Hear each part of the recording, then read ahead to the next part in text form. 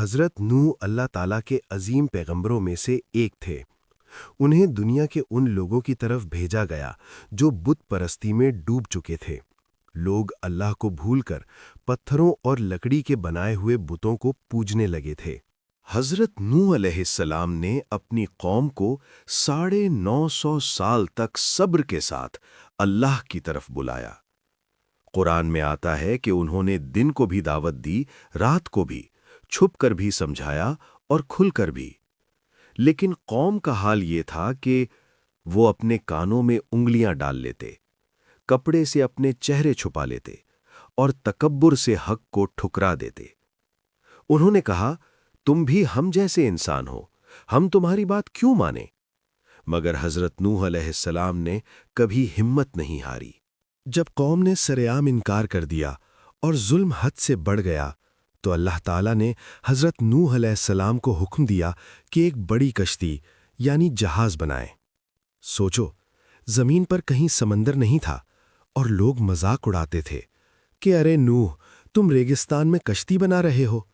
مگر اللہ کے نبی کا یقین مضبوط تھا۔ پھر وہ وقت آیا، آسمان سے مسلسل بارش برسنے لگی، زمین سے پانی کے چشمے پھوٹ نکلے، ہر طرف پانی ہی پانی ہو گیا۔ حضرت نوح علیہ السلام کشتی میں اپنے ایمان والوں اور ہر جانور کا جوڑا لے کر سوار ہو گئے۔ ان کا ایک بیٹا جو ایمان نہیں لایا تھا، پہاڑ پر چڑھ کر بچنے کی کوشش کرنے لگا۔ حضرت نوح نے کہا، بیٹا، آج اللہ کے عذاب سے کوئی نہیں بچ سکتا، مگر وہ انکار کرتا رہا اور پانی کی لہروں میں ڈوب گیا۔ یہ منظر بہت دردناک تھا، یہاں تک کہ ایک نبی کا بیٹا بھی ایمان کے بغیر نجات نہ پا سکا۔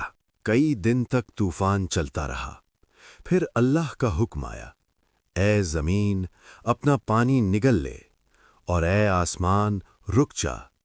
پانی اتر گیا اور کشتی ایک پہاڑ پر ٹھہر گئی۔ نئی زندگی کا آغاز ہوا اور حضرت نوح علیہ السلام کو آدم ثانی یعنی دوسرا آدم کہا گیا، کیونکہ طوفان کے بعد انسانی نسل انہی کے ذریعے پھیلی۔ صبر اور استقامت سب سے بڑی طاقت ہے۔ حق کی دعوت دینے والا اکیلا ہو کر بھی کامیاب ہوتا ہے۔ نسب یعنی رشتہ نہیں، ایمان نجات دیتا ہے۔ اللہ کا عذاب جب آتا ہے تو کوئی نہیں روک سکتا۔